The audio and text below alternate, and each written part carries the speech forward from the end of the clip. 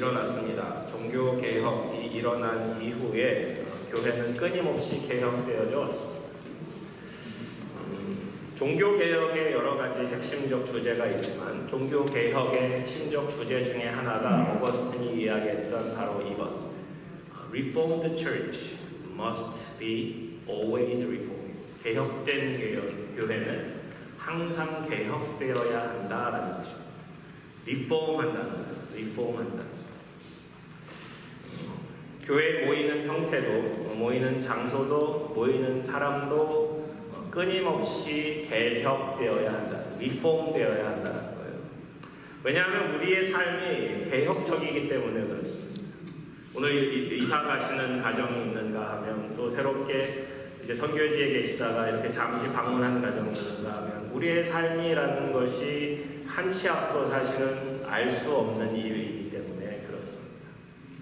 매일 해가 떠오르고, 그리고 가끔 오늘처럼 비도 내리고, 하지만 오늘이 어제와는 같지 않잖아요. 어제가 그제와는 같지 않습니다. 그러니까 매일매일 삶이 서로 다른 거예요. 항상 다른 삶을 살아갈 수밖에 없습니다.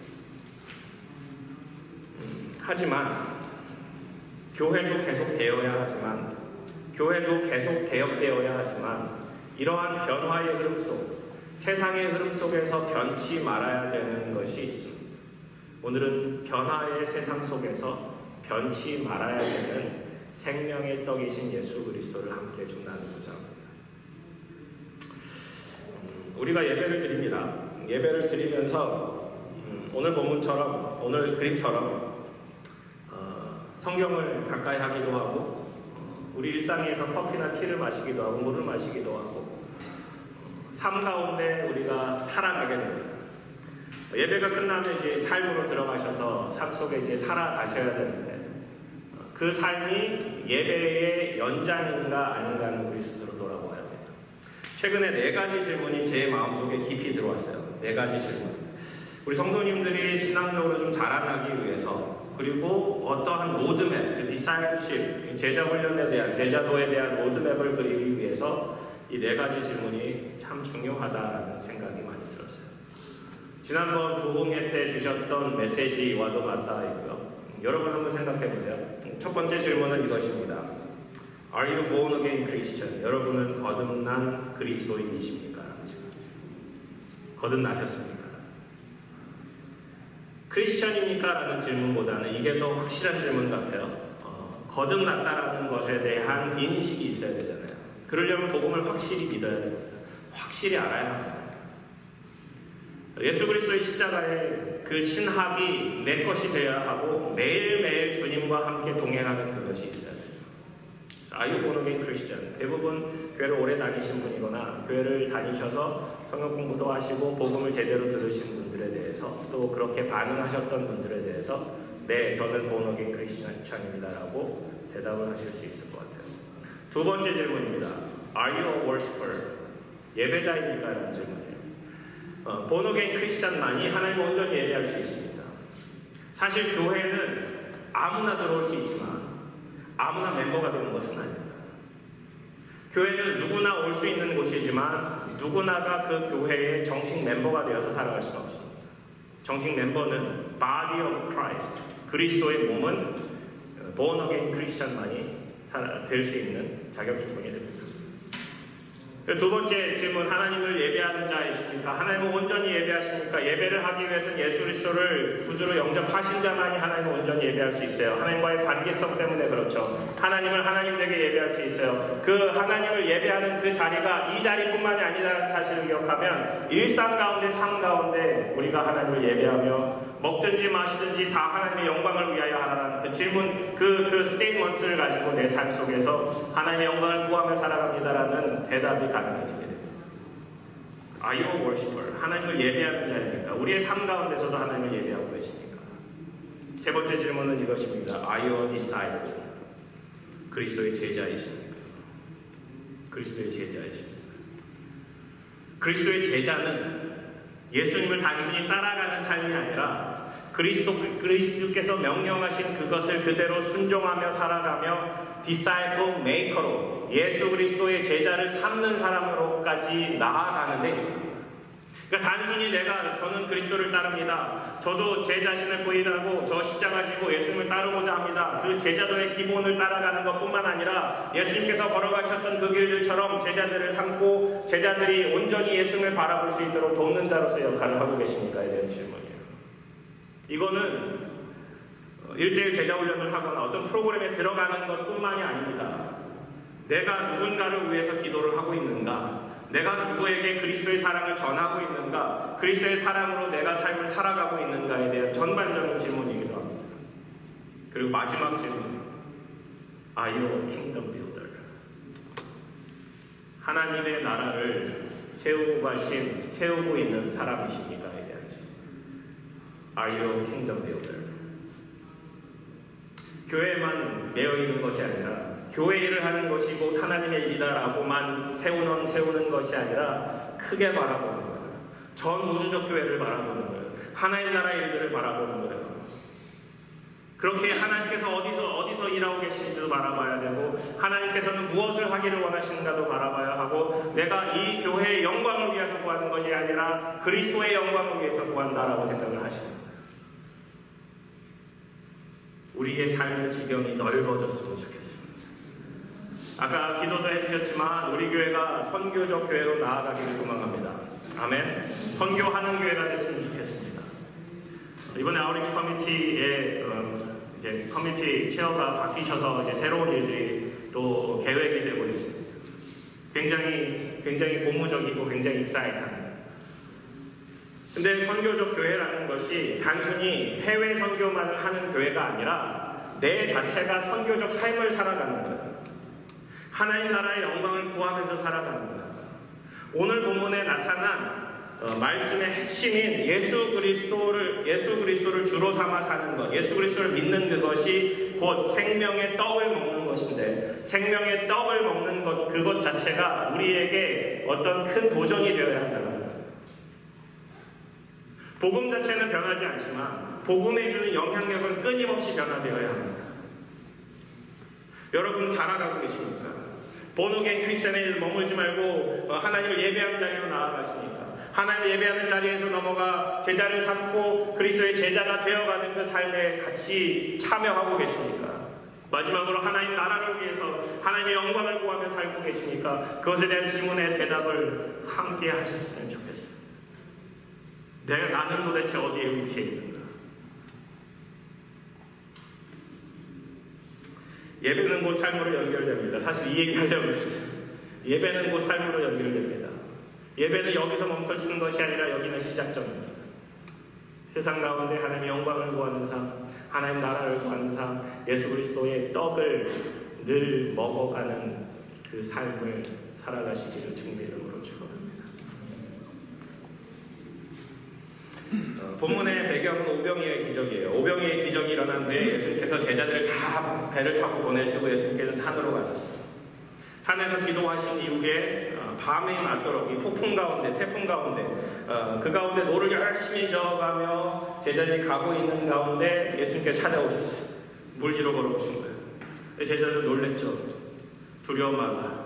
매니 두려움하다. 그러고 나서 배에 타셨어요. 그리고 목적지로 가셨어요. 가버나움에 도착하셨어요. 오늘 본문에 나타나는 여러 가지 예수님을 쫓아서 갔던 사람들과의 대화는 가버나움 회당에서 일어난 거예요. 그 전체적인 배경은 유월절이 가까웠다라고 기록해주고 있습니다.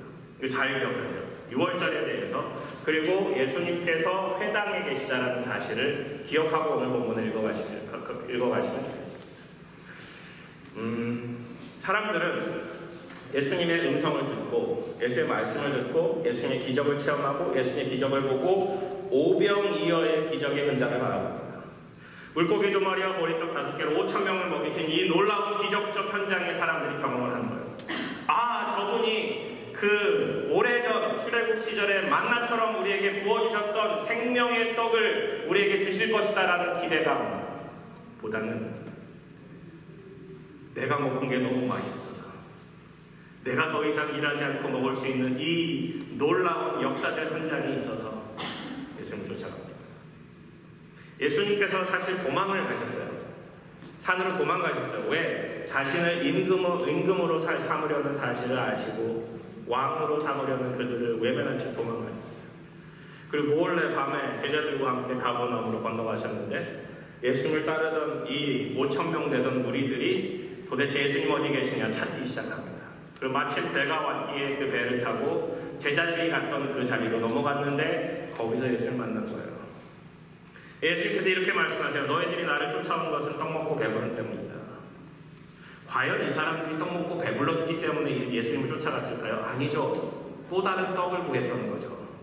예수님이 왕이 되어주셔서 자신들의 삶에 지긋지긋한 그 삶의 여정 가운데 자신들의 부족함을 채워줄 예수님을 기다렸던 거죠.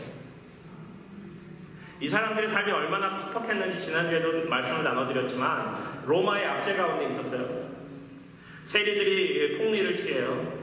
자신들이 토지를 소유하거나 배를 소유하거나 뭔가를 소유해서 이어지는 이익금보다는 대부분 그것들을 빌려와서 소작으로 일을 하는 경우들이 많았어요. 여기저기서 다 떼어가고 남는 것으로 살아가는데 1년의 생활이 너무너무 퍽퍽했었어요. 마치 우리나라 60년대, 50년대처럼 보릿고개를 넘어가듯이 이 사람들도 그러한 삶의 퍽퍽함이 있었어요. 그런데 물고기 2마리랑 보리떡 5개로 5,000명 먹이신 이 놀라운 기적적 현장에 예수님은 왕이 되셔야 된다. 사람들이 생각합니다.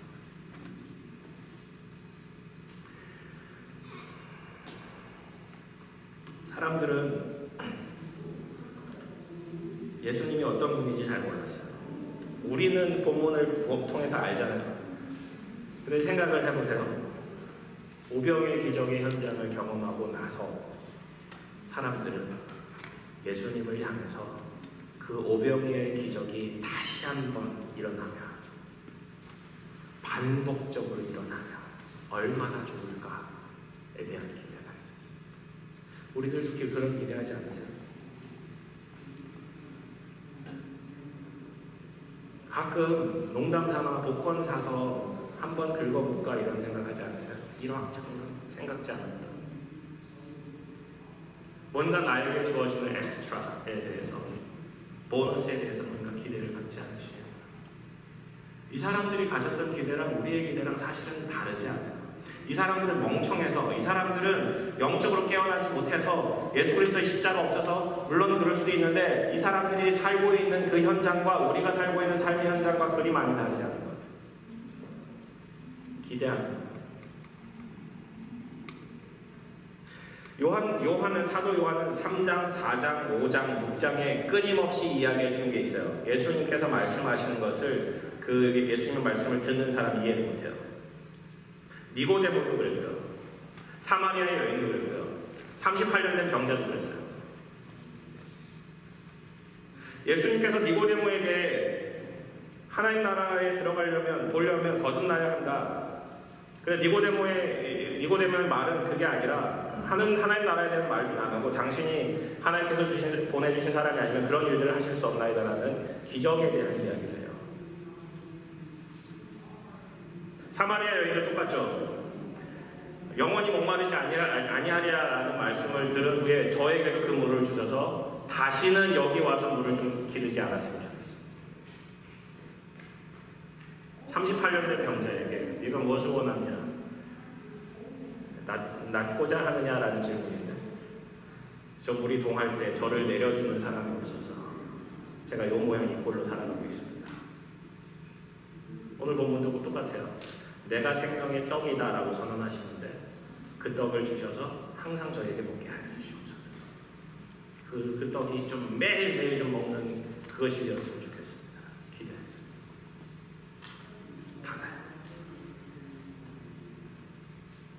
우리가 기억해야 될 첫 번째, 우리의 한계를 인정해요. 우리의 영적 한계, 지식의 한계, 이해의 한계, 관계적 한계, 여러 가지 한계를 인정해야 합니다. 그리고 두 번째, 지속적으로 질문해요. 내가 이해한 것이 맞는지, 내가 생각한 것이 맞는지 끊임없이 질문을 토해내요.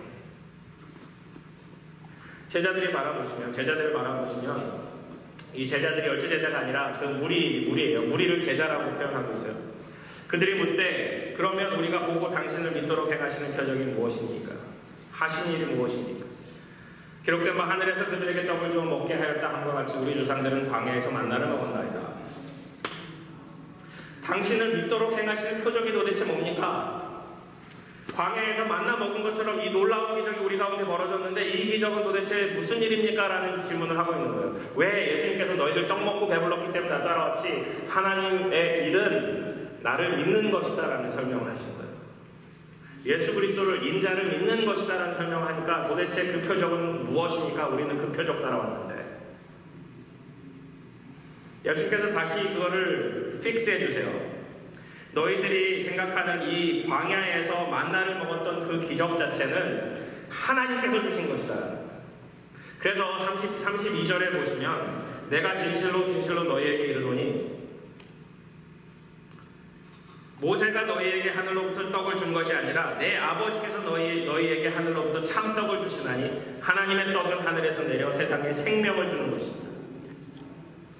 만나를 먹은 게 모세가 준 게 아니라 하나님이 주셨다는 사실을 기억하라는 것이고 또 하나 하나님께서 주신 그 만나는 사실은 그날 먹고 그날 없어지는 그것이 아니라 우리에게 생명을 주시는 그 의미다라는 사실을 다시 한번 영적으로 재해석해 주세요. 그리고 나서 제자들이 이 사람들이 묻는 거예요. 주여 이 떡을 항상 우리에게 주세요. 항상이라는 게 좀 주목해봐요. 매일 좀 먹었습니다. 매기마다 주님께서 주신 이 만나와 같은 그 떡을 좀 먹었으면 좋겠어요.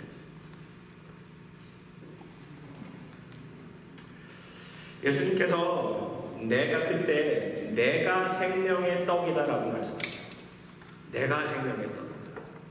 그리고 생명의 떡은 너희들에게 배고픔을 해결해 줄 뿐만 아니라 영원히 배고프지도 않고 영원히 목마르지도 않는 그 놀라운 은혜를 더해주고 결론적으로 영원한 생명을 주실 것이다 라고 이야기해요. 영원한 생명.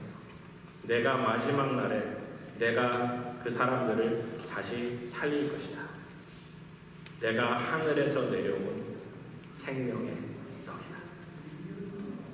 제자들이 말하기죠. 자기가 하늘에서 내려온 떡이라 그러니까 유대인들이 예수에 대하여 수군거리기 시작해요. 뒤에서 웅성웅성 말하기 시작해요. 이는 요셉의 아들 예수가 아니에요. 그 부모를 우리가 아는데 자기가 지금 어찌하여 하늘에서 내려왔다 하느냐. 이 제자들의 반응이었어요. 우리가 그 부모를 아는데 요셉을 알고 마리아를 아는데 왜 하늘에서 왔다 하느냐? 그게 하나가 있거든요. 또 하나는 예수님을 깎아내리는 거예요. 예수님의 기적을 봤음에도 불구하고 예수님은 그 기적 자체로만 그 기적을 행하는 사람으로만 바라보지 하나님의 아들 예수 그리스도 메시아로 바라보지 않는 거예요.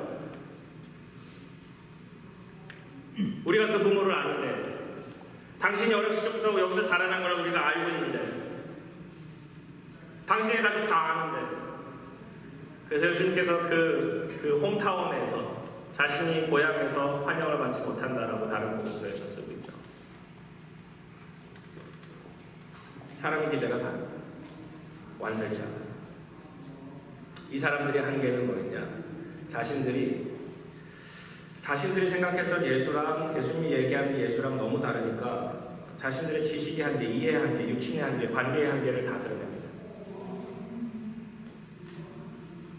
그리고 예수님께서 사실 내가 하늘에서 내려온 생명의 떡이라고 얘기하고 그 떡 자체가 무슨 의미냐? 내 살을 의미한다고 얘기하니까 이 51절에 이렇게 얘기해요. 유대인들이 서로 다투어 이르되 이 사람이 어찌 능히 자기 살을 우리에게 주어 먹게 하겠느냐.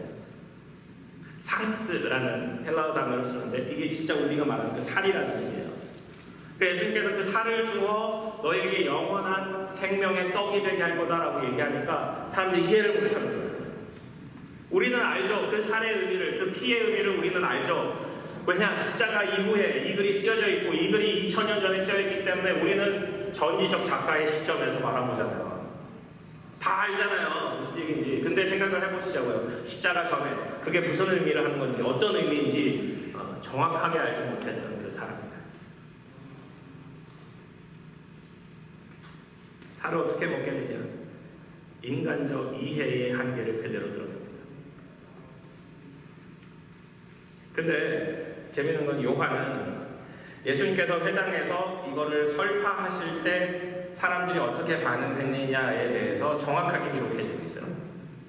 다른 복음서도 기록해주지 않는 것을 요한은 독특하게 이것을 제자들과 예수님과 여러 가지 반복을 통해서 예수님께서 생명의 떡이심을, 그 떡 자체가 결국 예수님의 몸을 의미함을 설명해주고 있어요.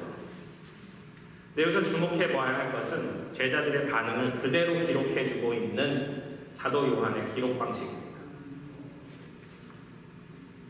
인간의 한계를 그대로 드러내주는, 그리고 끊임없이 예수님께 자신들이 이해한 바를 질문하고 있는 그것을 끊임없이 보여주고 있는 본문을 바라볼 때 우리가 배울 수 있는 첫 번째, 우리들도 그러한 이해와 관계와 생각의 한계를 지니고 있다. 그 한계를 질문해야 돼요. 물어봐야 돼요. 성경을 우리가 읽기 힘들어하는 것은 우리가 이해 못하는 게 너무너무 많아요. 그것을 그대로 남겨놔요. 몰라, 너무 어려워, 그대로 남겨두고 우리는 이해하려고 들지 않는다. 물어봐야죠. 이때 당시에 이 제자들과 우리의 결정적인 차이가 있어요. 우리는 성경 말씀이 왜 쓰여졌고, 그리고 66권의 성경이 주인공이 누구시고 그것이 우리에게 말씀하는 바가 무엇인지 이미 다 어느 정도 결론이 나와 있어요. 프레임을 가지고 있습니다. 신학적 프레임. 그뿐만이 아니죠. 우리에게는 성령이 계세요.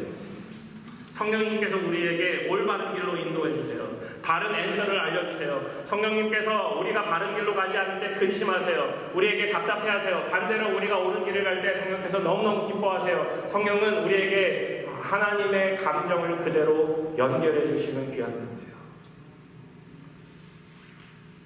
문제는 뭐냐? 우리는 질문하지 않아요. 특별히 한국 사람들은 질문하지 않습니다. 질문에 대한 다큐멘터리 봤어요. 대학 강의실이었어요.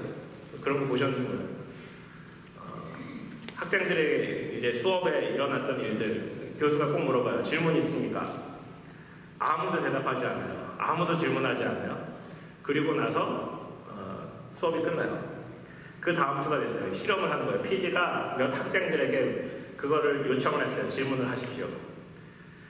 어떤 학생이 정말 말도 안 되는 질문을 딱 하나 한 거예요. 학생들의 반응인 거예요. 야유를 보내기 시작해요. 두 가지. 왜 그런 질문을 하냐? 두 번째, 수업 시간 다 끝났는데 왜 질문하냐?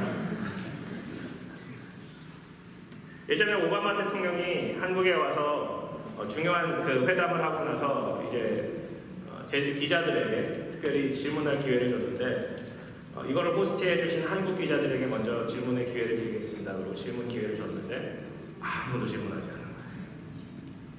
한번 그 동영상 돌아다니더라고요. 한번 그걸 본 적이 있는데 아무도 질문하지 않아요. 왜 질문하지 않을까요?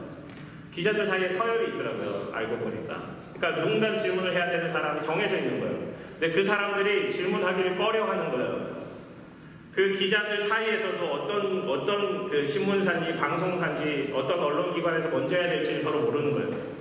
정해줘야 되는데 그것을 대부분은 미리 정해갖고 들어온대요. 누가 먼저 할지. 근데 갑자기 그 자리에서 질문할 사람 중국 기자가 손을 들어요. A시아를 대표해서 제가 좀 하겠습니다. 그러니까 아니요 한국 사람들이 먼저 주겠습니다. 끝까지 질문하지 않고 중국 기자가 질문을 해요. 왜? 우리에게 질문하는 게 좀 낯설어요. 그렇게 자라왔어요. 저도 그래요. 우리 수요 성경 공부 오시는 분은 아시겠지만 주입식 교육 굉장히 좋아하십니다. 성경은 이야기합니다. 질문하십시오. 이 말씀 같이 읽어볼까요? 시작.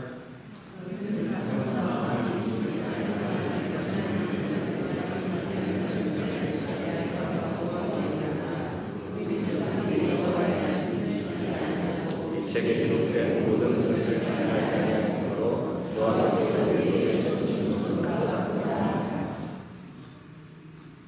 요시야 왕이 하나님의 말씀이 발견되고 나서 종교개혁을 일으킵니다. 그리고 했던 중요한 말 중에 하나야. 너희들이 말씀을 가지고 여호와께 물으라. 여호와께 물으라. 저에게 묻지 마시고 하나님께 물어보세요. 성경에 대한 질문이 필요합니다. 하나님 말씀에 대한 질문이 필요합니다. 마치 이 유대인들이 예수님을 따라다니며 예수님이 하신 말씀에 즉각적인 반응을 했던 것처럼 우리들도 그 진리에 대한 탐구, 진리에 대한 여정 가운데 끊임없는 질문이 필요합니다. 두 번째, 하늘에서 내려오신 생명의 떡이신 예수 그리스도를 믿으십시오.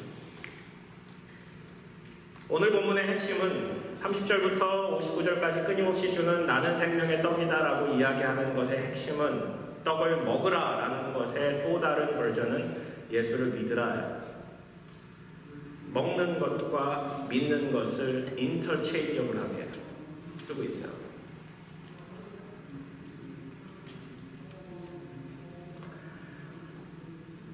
(35절) 보시면 예수께서 이르시되 나는 생명의 떡이니 내게 오는 자는 결코 줄이지 아니할 터이요. 그저 떡에 대한 설명을 하시고 나서 나를 뭐라고 쓰고 계세요? 믿는 자는, 나를 마시는 자는 아니고 나를 믿는 자는 영원히 목마르지 아니하리라. 두 스테이트먼트가 병렬 구조인데 막 먹는 것과 믿는 것을 같은 내용으로 기록해주고 있습니다. 46절 47절에 아버지를 본 자가 있는 것이 아니라 오직 하나님에게서 온 자만이 아버지를 보았느니라. 예수님께서 아버지를 보았다는 사실을 알려주시고 진실로 진실로 너희에게 이르노니 믿는 자는 영생을 가졌습니다. 이게 먹는 자는 영생을 가졌느니가 아니고 믿는 자는 영생을 가졌으니라고 바꿔주시면서 시각을 먹는 것에서 믿는 것으로 바꿔주십니다.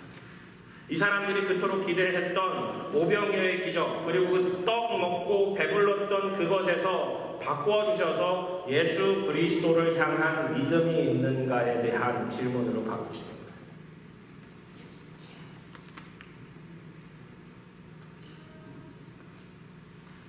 믿음은 결국 56절에서 내 살을 먹고 내 피를 마시는 자는 내 안에 거하고 나도 그의 안에 거하느니라.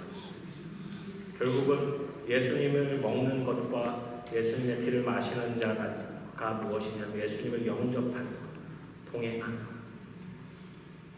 예수 그리스도를 믿으시니까 앞서서 질문 드렸듯이 Are you born again Christian? 이 질문에 대한 대답이 가능하시면 세 가지 주님께서 약속해 주신 그 약속의 말씀이 여기 숨겨져 있습니다.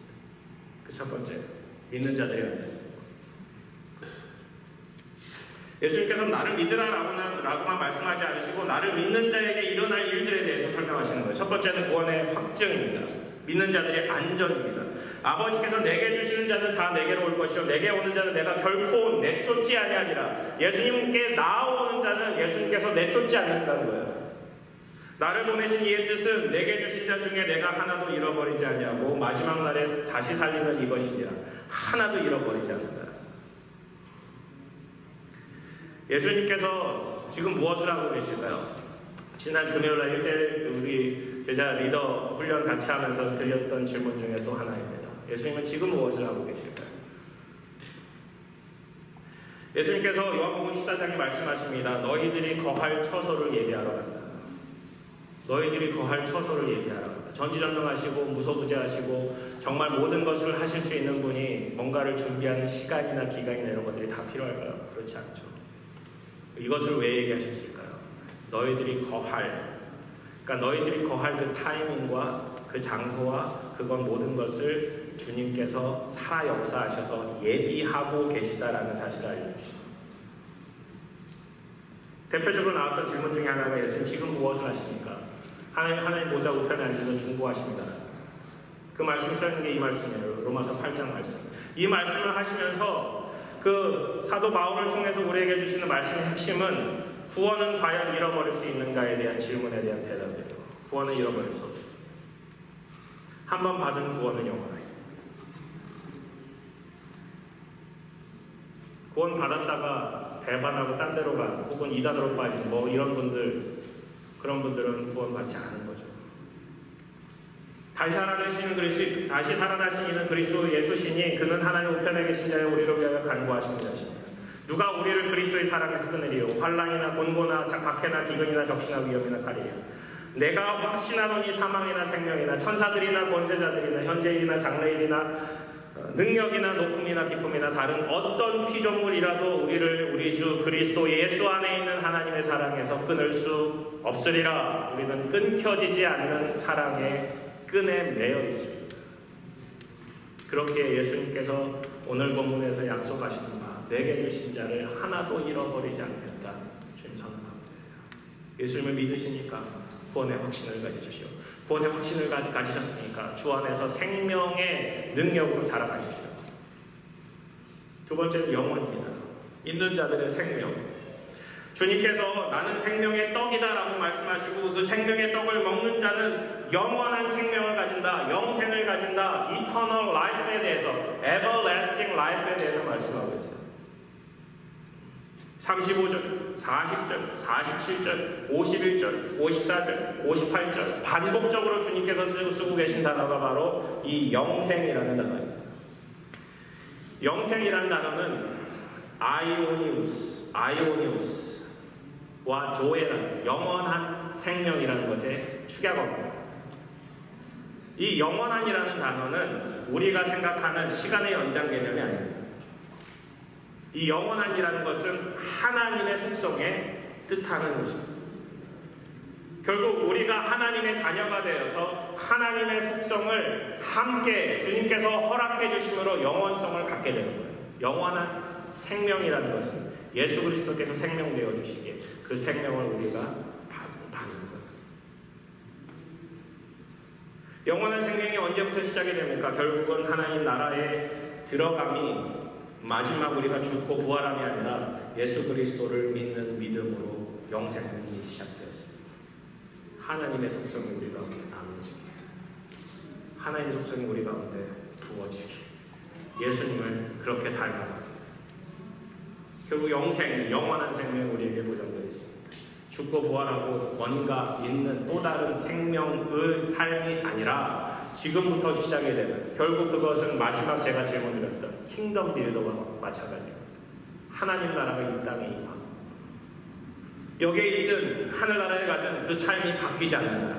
같다라는 변화가 있다면 여기에 있던 죄에 대한 결과가 거기는 없다라는 거죠. 여기서도 그리스도와의 동행은 죄가 온전히 씻겨진 삶.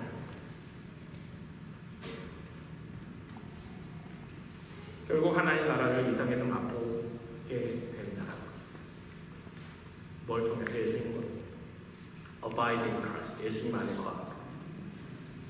예수님께서 하늘 보좌에 계시면서 하나님 안에 거함으로 우리가 예수 그리스도 안에 거함으로 그렇게 56절, 57절 그 말씀이 우리에게 실제가 됩니다.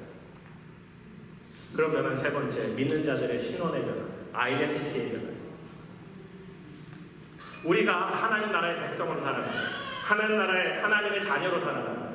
이게 요한복음 1장 12절에 서론 부분에 해당되는 그 말씀, 영접하는 자 곧 그의 이름을 믿는 자마다 하나님의 자녀가 되는 권세를 주셨으니 이 말씀이 결국 요한복음 전체를 지배하고 예수 그리스도를 믿는 그 삶이 결국은 영원한 하나님 나라로 들어가는 것이고 그것이 우리의 삶의 변화, 그 신원적 아이덴티티의 변화를 일으킵니다. 아버지께서 내게 주시는 자를 다 내게로 올 것이다. 나를 보내신 아버지께서 이끌지 아니하시면 아무도 내게로 올 수 없다. 결국 하나님께서 이끄시고 하나님께서 만지시고 하나님께서 인도하시는 우리라는 거예요. 결국은 56절 57절 내 살을 먹고 내 피를 마시는 자는 내 안에 거하고 나도 그의 안에 거하나니 살아계신 아버지께서 나를 보내시며 내가 아버지로 말미암아 사는 것 같이 나를 먹는 그 사람도 나로 말미암아 살리라. 하나님과 예수님의 관계처럼 예수님과 우리의 관계도 그렇게 된다라는 그 삶의 완전한 트랜스포메이션, 그 변화가 일어나는 이 약속을 믿으셔야 합니다. 영원한 영생, 끊어지지 않는 사랑, 그리고 우리의 삶의 완전한 변화, 그것이 믿음을 통한 우리 삶의 변화라고요. 마지막으로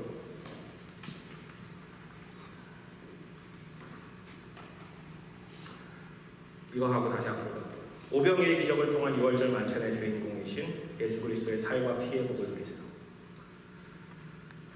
진짜 하고 싶었던 예수님의 말씀이 이거예요. 앞서 생명의 떡, 그리고 하늘에서 내려온 살, 도대체 당신은 요셉의 아들인데 이게 뭔 얘기입니까? 뭐 이런 얘기가 영원한 생명에 대한 말씀 쭉 이어가시다가 마지막에 이 말씀을 탁 던지세요. 그리고 다음 주에 같이 나눌 내용인데 제자들 12제자만 남고 탁 터집니다. 이 말씀입니다. 그들이 이해할 수 없었던, 그리고 주님께서 얘기하셨던 그 사람들은 예수님의 십자가 사건을 이제 깨닫게 되고 돌아옵니다. 예수께서 이르시되 내가 진실로 진실로 너희에게 이르노니 인자의 살을 먹지 아니하고 인자의 피를 마시지 아니하면 너희 속에 생명이 없느니라. 예수님께서 하늘에서 내리신 생명의 떡이라고 말씀하셨던 결정적인 계기는 예수님의 살과 예수님의 피에 있었다는 거죠. 내 살을 먹고 내 피를 마시는 자는 영생을 가졌고 마지막 날에 내가 그를 다시 살리리니 내 살은 참된 양식이요 내 피는 참된 음료로다. 먹고 마시는 것에 대한 재정의를 해주시는 거예요. 내 살을 먹고 내 피를 마시는 자는 내 안에 거하고 나도 그의 안에 거하나니 살아계신 아버지께서 나를 보내심에 내가 아버지로 말미암아 사는 것 같이 나를 먹는 그 사람도 나로 말미암아 살리라. 이것은 하늘에서 내려온 떡이니 조상들이 먹고도 죽은 그것과 같지 아니하여 이 떡을 먹는 자는 영원히 살리라. 이 떡을 먹는 자는 영원히 살리라.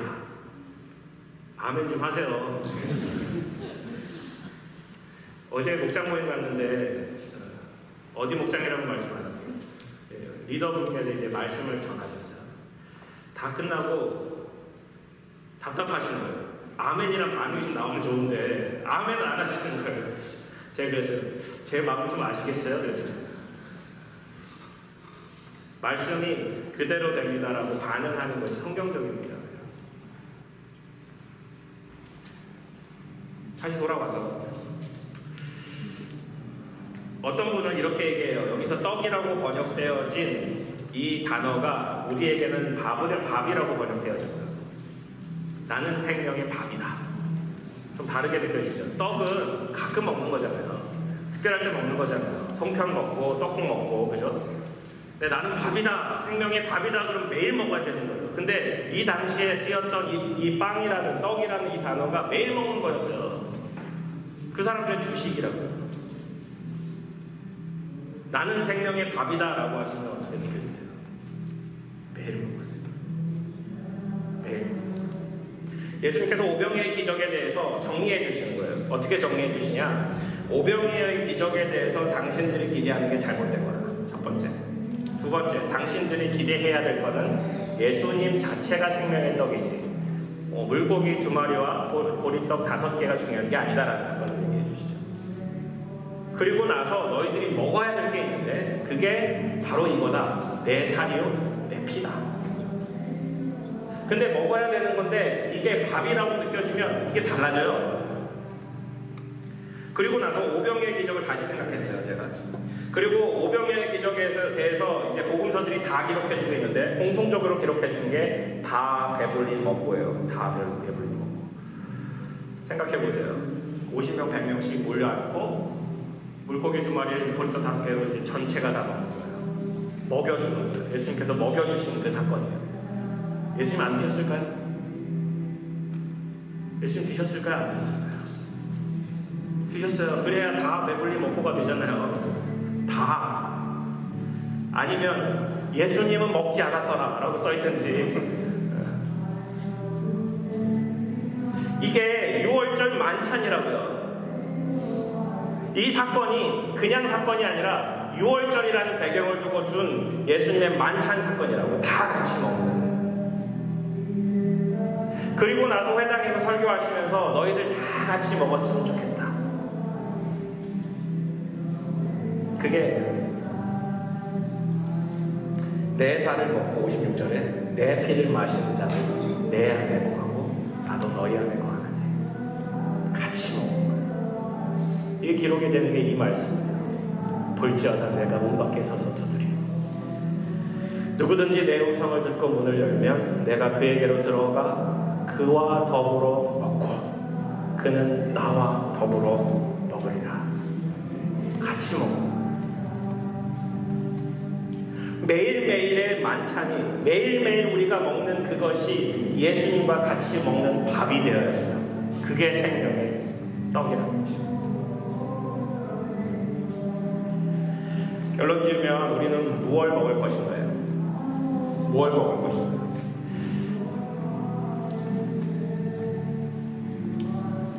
무엇을 먹는 게 정말 중요해요. 그죠? 우리가 먹는 것이 그대로 삶으로 나타나기 때문에 그래요. 첫 번째 육신의 양식을 먹어야 합니다. 끊임없이 우리는 밥을 먹어야 돼요. 실제 밥을 먹어야 돼요. 예수님께서 요한복음 21장에 제자들의 회복 가운데, 특별히 베드로의 회복 가운데 예수님께서 아침을 정말 맛있게 차려놓고 기다리고 계셨습니다. 오늘 시편의 말씀처럼 내가 내 손이 수고한 대로 먹을 것이라 내가 복되고 형통하리라. 우리에게 날마다 주시는 매일매일의 양식 있게 우리는 만족할 수 있어요. 먹어야 됩니다. 두 번째, 하늘에서 내려오는 만나와 같은 하늘의 양식을 먹어야 돼요. 주님께서 출애굽 때 만나를 베풀어 주셨던 결정적인 계기는 그 백성들의 배고픔이었어요. 주님께서 채워주시며 그게 모세로부터 주어진 것이 아니라 하나님으로부터 주어졌다는 사실을 예수님께서 코렉션해 주세요. 그러면 하늘에서부터 내려오는 만나와 같은 양식을 먹어야 되는데 그게 뭐예요? 하나님의 말씀이에요. 히브리서의 말씀은 이렇게 얘기해요.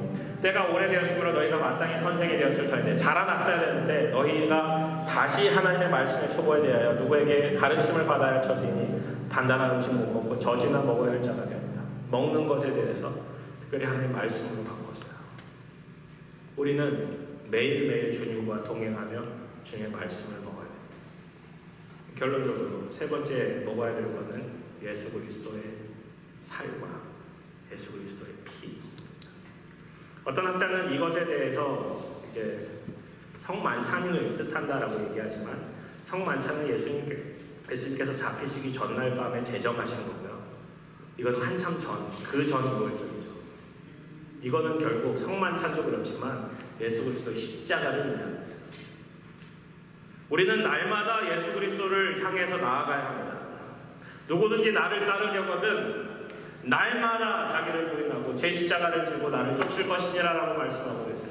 날마다 우리가 매일매일 밥을 먹는 것처럼 예수님을 먹어야 하고 예수님의 살과 피를 먹어야 하고 그것이 무엇을 뜻하느냐 결국 예수 그리스도의 십자가를 뜻한다. 우리가 서야 할 자리는 십자가야. 그래서 사도 바울은 나는 날마다 죽노라라고 그랬어요. 그 죽음이 그냥 내가 죽는 게 아니라 내가 십자가에 죽는 거야.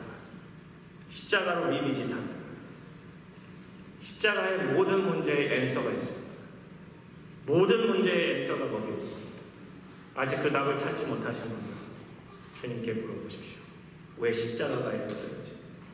관계의 문제, 재정의 문제, 삶의 문제, 아픔의 문제, 고통의 문제, 우리를 두렵게 하게 하고 있는 모든 문제의 해결책이 십자가에 있습니다.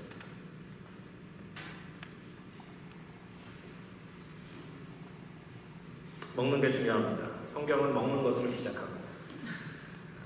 창세기 3장이 뭘 먹어요? 선악과를 먹어요. 그들이 에덴에서 쫓겨난 결정적인 계기는 생명나무 때문이었습니다. 그리고 창세기 요한계시록 22장에 보시면 요한계시록 22장에 다시 한번 주님께서 그 천국에 대한 모습을 그려주십니다. 수정같이 맑은 생명수 강이 보이고 하나님과 어린 양의 보좌로부터 길 가운데 흐르고요. 그 보좌로부터 흘러가는 그 생명수가 만나는 그곳마다 생명나무가 있습니다. 생명나무가 열매를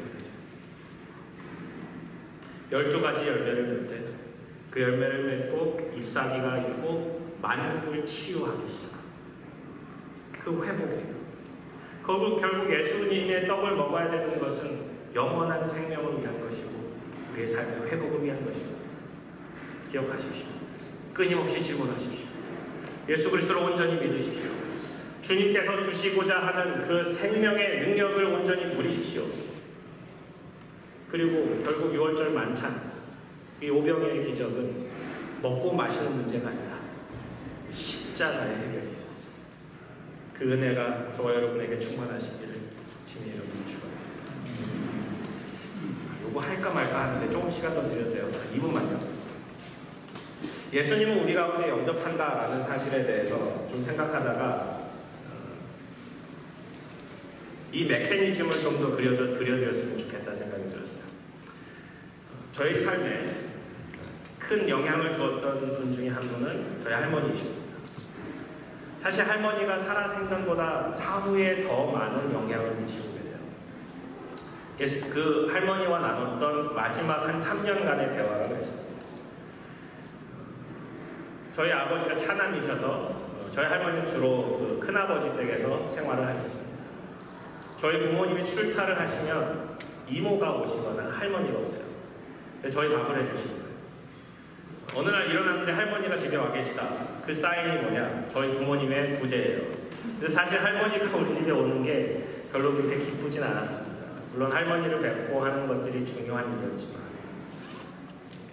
저희 할머니를 간략히 소개해드리면 저희 할아버지가 일제강점기 때 강제징용을 끌려가셨다. 탄광에서 폐병을 앓으시고 돌아오십니다. 저희 아버지가 6살 때 이 폐병으로 돌아가십니다. 1952년 동란 중에 돌아가시죠. 저 할머니가 3남매를 키우십니다. 원래 4남매가 있었는데 막내는 영양실조로 돌아가십니다.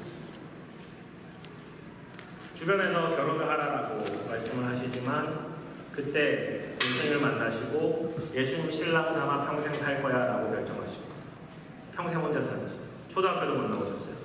예수님이 저희 할머니가 쓰셨던 자신의 신앙 수기 같은 거 보면 철자가 다 맞지 않았어요. 근데 저희 할머니가 유품으로 남겨주셨던 작은 수첩, 몇 년도 지난 다이어리에 쓰여져 있던 글귀들은 정말 저에게 충격적입니다. 누구에게 복음을 전했고 어떻게 반응했고 어떻게 기도하고 있다는 사실이 쓰여져 있어요. 저는 저희 할머니를 제 마음속에 굉장히 중요한 인물로 모시고 살아가고 있습니다. 하지만 거기까지. 예수님을 제 마음에 모시고 사는 것과는 차이가 큽니다. 예수님을 우리 마음속에 모시고 산다는 것은 주님께서 주시는 살아있는 영생의 메시지가 주어지기 때문에 성령님께서 그렇게 하세요. 성경을 읽지 않으면 하나님 말씀을 가까이 하지 않으면 질문을 하지 않으면 알 길이 없어요. 우리 스스로 한계를 지어낼 수밖에 없어요. 끊임없이 쳇바퀴 도는 그 질문을 할 수밖에 없어요. 하지만 말씀으로 가져가시고 여호와께 물어보십시오. 생명으로 인도하실 것입니다. 같이 기도하시겠습니다. 하나님 아버지, 저에게 주어주시는 영생의 의미가 새롭게 다가오고 매일매일 새날을 주시는 것처럼 매 끼니 때마다 주님께서 주시는 은혜가 있는 것처럼 주님께 감사하고 주님과 동행하고 예수 그리스도의 떡, 생명의 떡이신 예수 그리스도, 그것을 저희들이 먹고 예수 그리스도의 피를 마실 수 있도록 인도하여 주시옵소서. 감사하며 예수님 이름으로 기도드렸습니다. 다 같이 일어나셔서 마지막